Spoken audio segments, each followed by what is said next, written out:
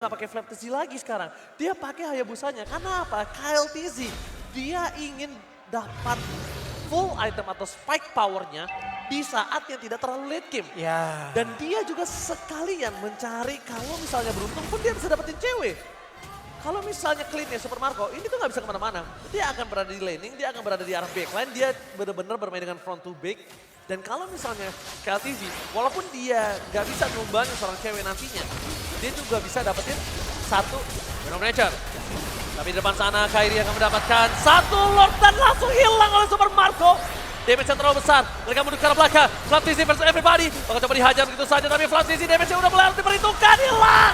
Langsung ada damage dari Shadow Kill, terbagi menjadi 3. Mereka kill dapatkan, Sans sangat bertahan, tapi ternyata Sans still survive.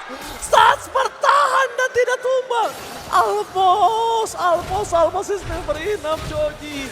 Wow, tegang banget permainan kali ini. Power dari Onyx, mereka berhasil menahan Flapzy di depan sana. Tapi lihat bagaimana dari bottom lane turretnya sudah mulai di-push. Cewek melakukan sedikit pushover dengan memberikan territorial menggunakan Blazing duetnya. Mungkin satu hal yang harus di-note adalah Onyx. Menurutku ini ada beban berat di tangan dari Boots. Dia menggunakan Direct. Dia bisa sebenarnya laning jauh ataupun 1v1 terhadap Uranus. Tapi satu hal yang mencegah dia untuk bisa melakukan split push dengan efektif adalah Angela. Karena sekalinya adanya 1v1 antara Uranus dan juga Boots dengan Direct-nya, itu pasti banget bakal diproteksi dengan hardguard, membuat mau tidak mau Boots bisa efektif kalau melakukan backstep. Seal gaming telah terjadi dan akan ada mancing mandi yang gagal. Kairi fokus ke arah Super Marco. Langsung coba dilindungi dengan ada harga tapi damage-nya terlalu sakit. Tidak bisa dibendung kembali. Mundur ke arah belakang Kairi. Tidak bisa menerima damage dari Super Marco. Dan bahkan dipaksa begitu saja Joji.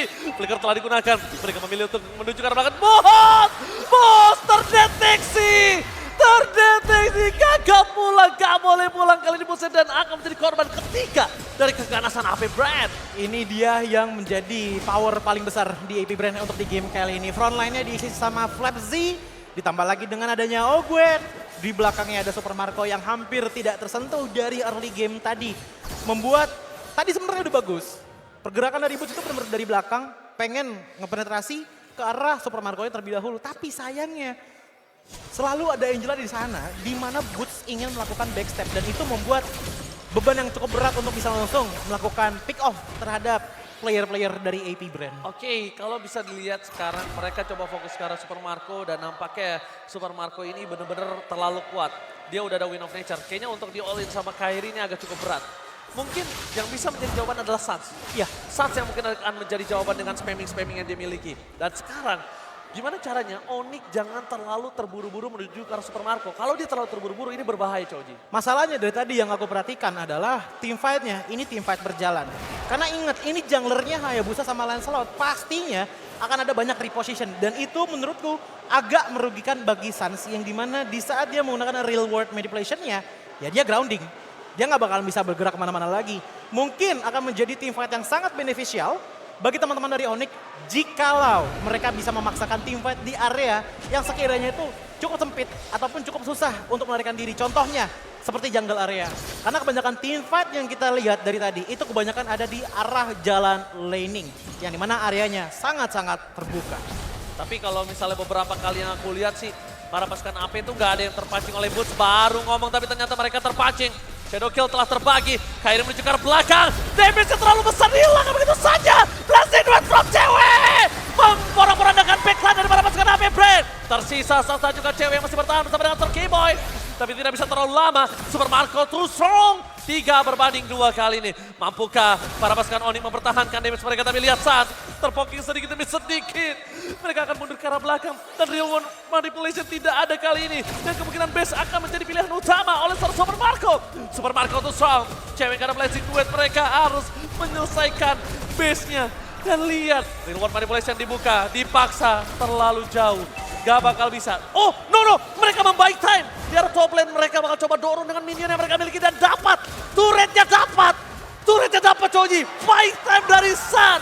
That's why kenapa real world manipulation yang dibuka. Yes, apalagi dengan cewek yang dari tadi. Dia tahu kalau satu tembakan dari Clean itu ngilangin 30% darahnya loh. Satu tembakan saja dengan combo endless battle-nya. Tapi tidak masalah, dengan top lane sudah hancur, setidaknya ada satu beban yang harus ditanggung oleh AP Brand dari segi minion wave managementnya. Tapi langsung kita kembali ke Lord di menit ke-18, di mana dari kedua belah kubu semuanya sudah tertarik. Tapi ada satu ketarik di depan sana, Flamji tertarik dan tumbang seketika. Mancing mania mantap dari seorang Keyboy membalikkan kembali keadaan dan Lord Evolve.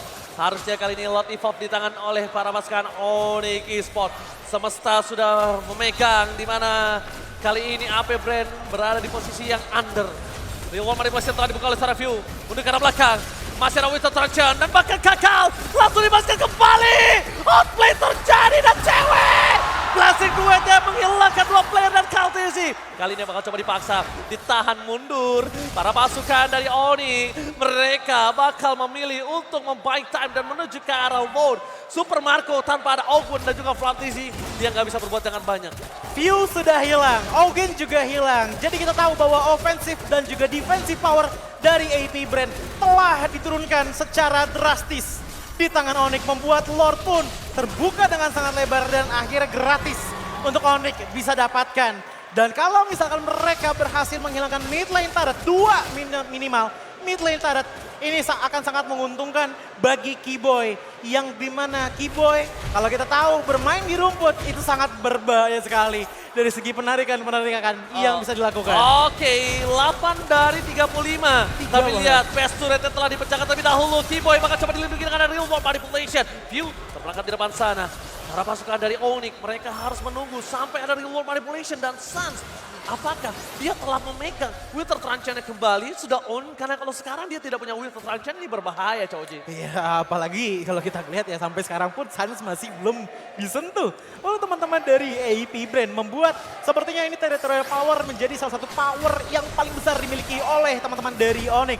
Tapi Lord sudah mulai memasuki territorial dari AP Brand. Lord telah masuk. Di arah bottom lane belum dipegang oleh para pasukan dari Onyx. Tapi Keyboy berlindung di balik Lord mencoba untuk melakukan spray down. Dibuat manipulation, mundur ke arah belakang. Bakal coba dihajar begitu saja para pasukan dari Onyx. Mereka masih bertahan di depan base. Gak mau terlalu terburu-buru karena para pasukan dari AP Brand masih bertahan dan mereka akan coba melakukan reset. Ini KLZ juga bingung sebenarnya sih melihat posisi dari Onyx yang dari tadi itu benar-benar disiplin banget. Setiap team fight mereka selalu memikirkan solidaritasnya. Tidak ada yang berpisah terlalu jauh, membuat KLZ pun sangat-sangat sulit mendapatkan pick off satu player dari Onyx. Walaupun dari segi itemnya, ini udah komplit sebenarnya dari KLZ. Dengan full ke arah item ofensif, begitu juga dengan Kairi, yang dimana ternyata masih lebih aman dibandingkan dengan KLZ. Konsel gaming terjadi, mancing mania tidak mantap. Flamtizi udah mulai harus respect dengan damage yang diberikan oleh seorang cewek, tapi Flaker dari View terpaksa ditangkap oleh seorang Sans. Astagfirullah untuk didapatkan, Kenny berikan ke belakang, 2 hilang, ini bencana dan Boss. Kali ini harus mulai respect dengan damage yang diberikan oleh seorang Super Marco yang terlalu besar. Mereka telah mendapatkan 2 pemain dari para pasukan AP Brand itu udah terlalu cuan menurut aku. Dan bahkan Super Marco, kalau dia memasang karena seorang Sans, ini berbahaya. Kenapa? Damage yang cukup besar, lihat itu Keyboy ditembak 2 bar. Gimana Sans?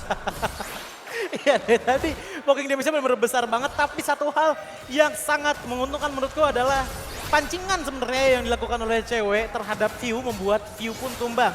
Satu damager hilang, otomatis zoning juga sudah mulai hilang, lama-kelamaan Onyx mendapatkan team fight yang baru saja terjadi. Oke, kita lihat di momen Manipulation akan coba dibuka. Keyboy masih coba untuk bertahan di depan sana. Dia belum menarik siapapun dan lihat. Langsung ada mancing mania mantap! Super Marco hilang! Onyx menuju